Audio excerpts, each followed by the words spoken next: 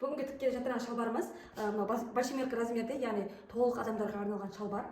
Бұл шалбарда біздер мына матаның ұзындықтан екі қатар кетеді. Яғни бір ұзындықтан алдыңғы бой шықса, екінші ұзындықтан артқы бойдан шалбарын шығаратын боламыз.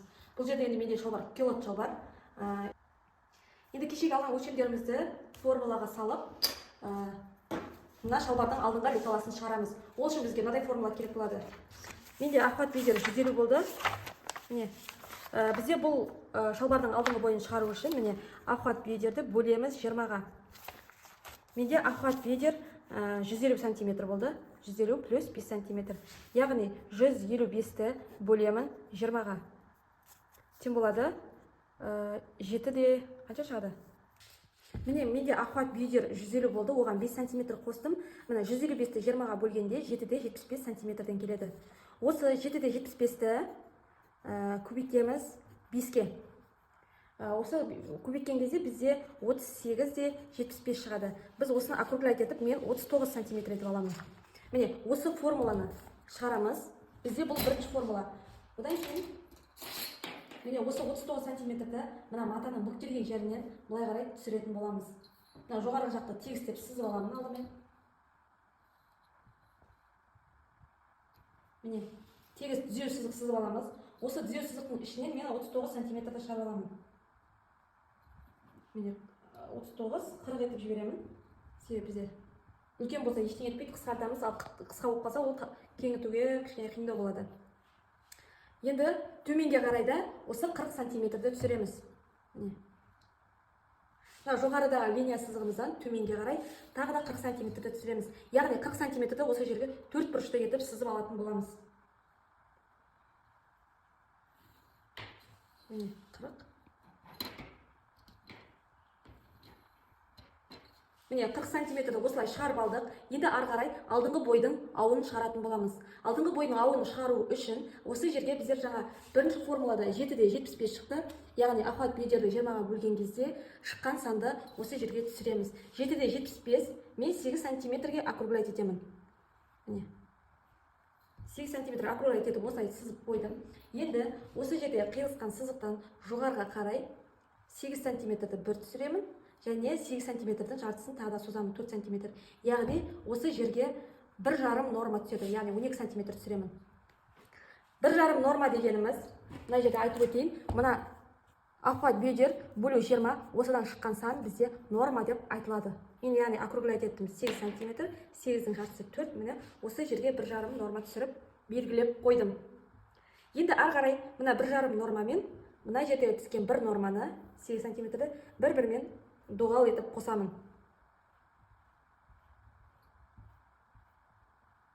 Міне, осы кезде біздің алдыңғы бойдың ау бөлігі шығады. Енді ары қарай мына линия сызығынан төменге қарай шалбардың ұзындығын түсіреміз.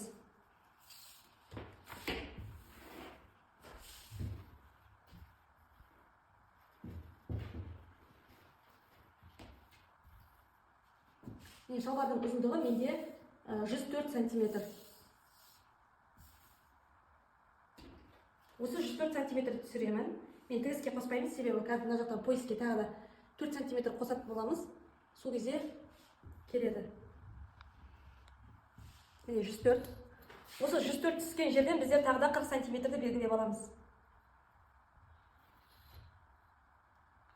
Міне 40 см-ді белгіледім. Енді мына 40 см-ді мына аудың нүктесімен қосамыз. Мен осы әзірге үзік сызықпен қосып аламын.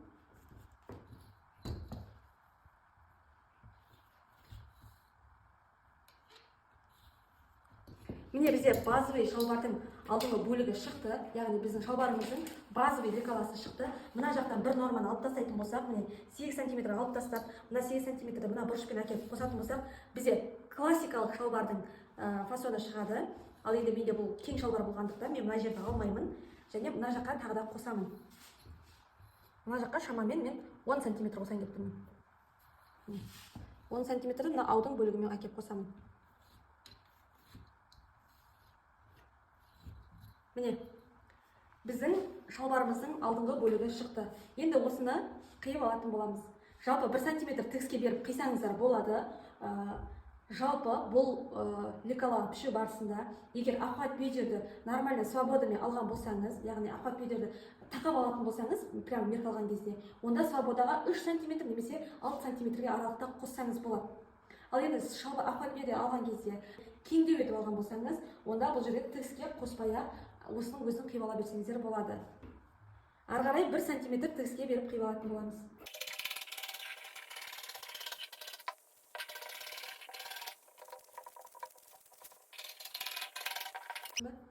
Міне мен шалбардың алдыңғы бөлігін қиып болдым. Енді ары қарай дәл осы алдыңғы бөлікті салып отырып, артқы лекаласын шығаратын боламыз. Ол үшін бізде матаны тағы да бізде бір ұзындық кетсе, тағы бір ұзындықты арқа бойда шығаратын боламыз. Арқа бойда біз толық бүктеймін матаны. Шалбардың артқы бойын шығару үшін міне матамды толық екіге бүктеп алдым. Яғни бір ұзындықтан шығарамыз. Одан кейін мынау алдыңғы бойды тура ортасына қарай қоямыз. Мына жақтан бізде 8 сантиметр қалу керек шамамен, ал мына жақтан 12 сантиметрдей қалуы керек. Ал мына жоғарғы жақтан матаның жоғарғы бөлігінен төменге қарай шамамен 5 сантиметр қалуы керек. Міне осылай қоямын үстіне.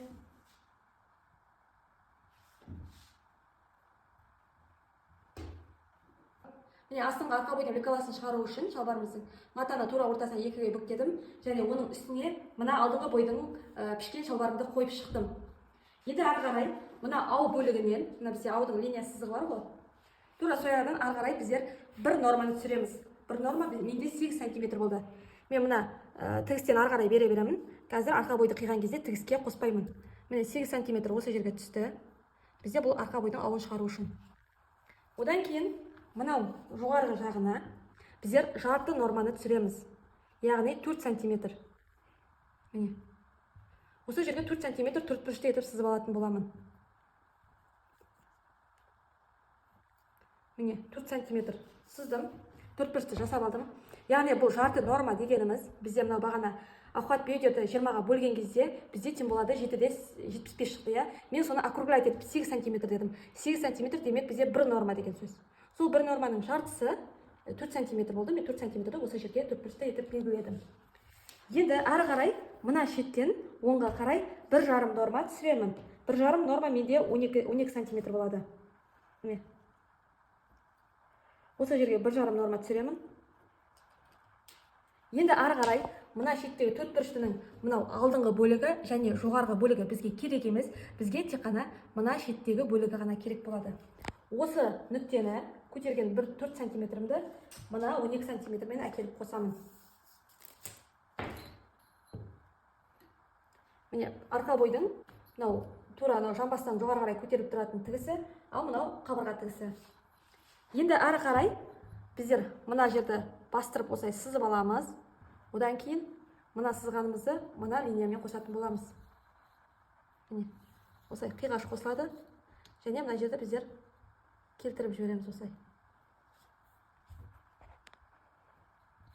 Міне бізде арқа бойдың ауы шықты. Міне жоғарғы жағын жасап болдым. Енді төменгі жағына түсетін боламын. Төменгі жағын жасау үшін біздер алдымен мына алдыңғы бойдың лекаласынан, яғни пішу барысынан біздер тізесін анықтап аламыз, адамның тізесін. Ол үшін мына аудың линия сызығы мен ұзындықтың арасын өлшейміз.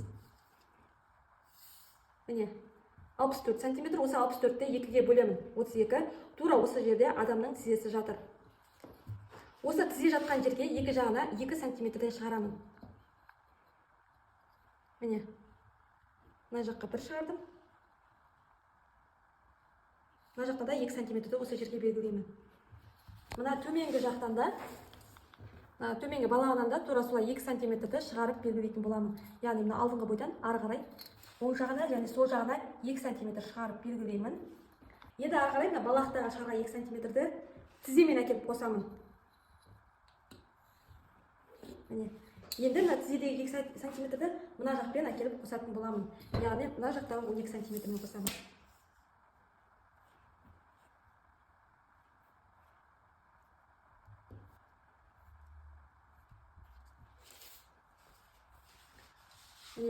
Тура солай іш жағында да сөйтемін. Мына 2 сантиметрді бір-бірімен қосамын. Яғни балақтағы 2 сантиметрмен тізедегі 2 сантиметрді оны апарып аудың бөлігімен қосатын боламыз. Міне астыңғы жағын балақтың ұзындығын белгілеп аламын. Міне бізде осы кезде арқа бойдың шалбарымыздың артқы бөлігі шықты. Енді ары қарай мына жерде осылай майыстырмай-ақ, тікке осылай аламыз. Мына жақты да тікке алатын боламын. Міне мына жерде біздер тікке сызып аламыз былай. Бізде кең шалбар болуы керек.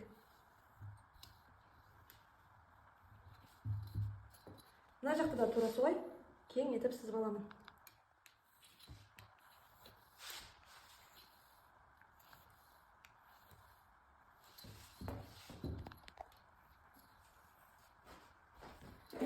Міне енді ары қарай осы сызып шыққан сызықтардың үстіне қиып шығамын.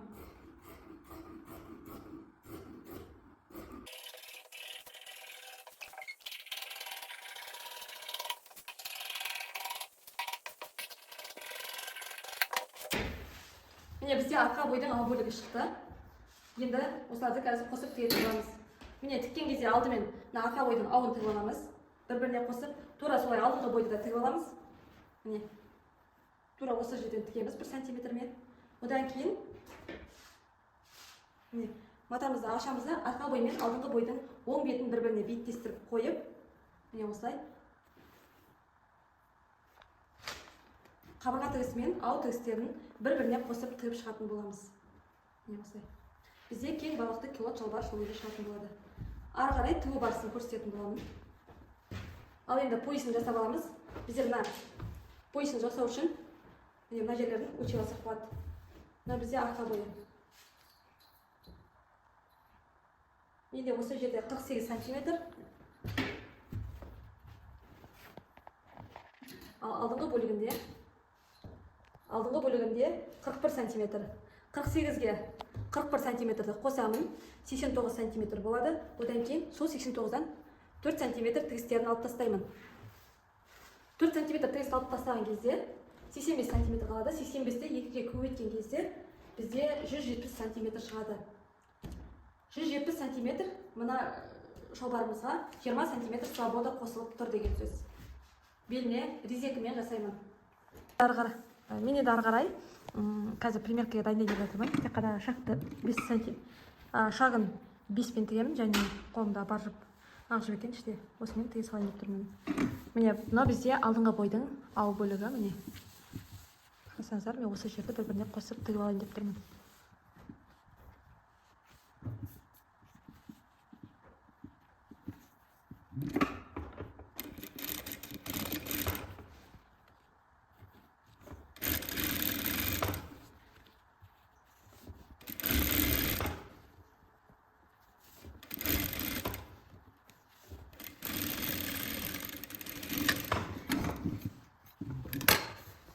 Міне алдыңғы бойдың ауын тігіп болдым.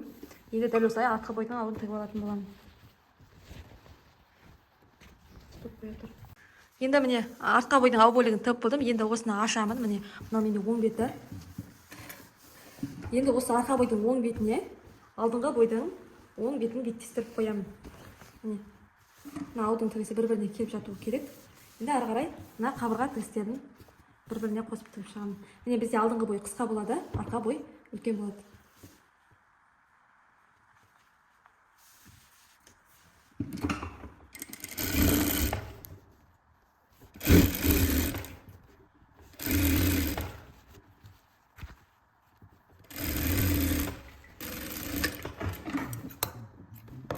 Дәл осылай екінші жағын тігемін.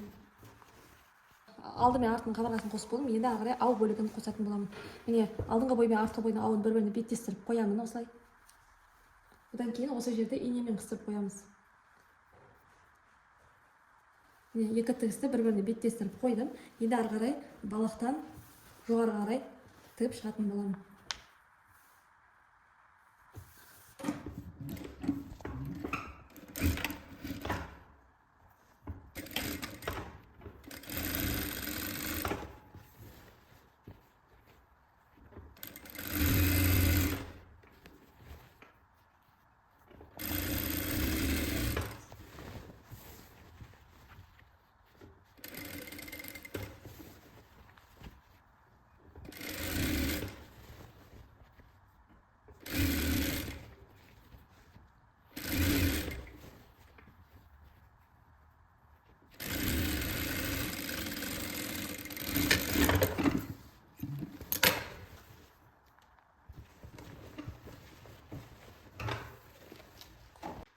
Мен шалбарымызды қосып болдым.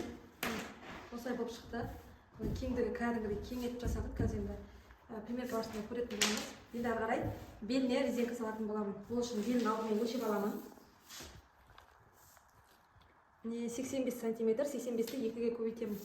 170 см болады. Енді ары қарай белінің поясын жасайтын боламыз. Бізде осылай жиылып тұру керек.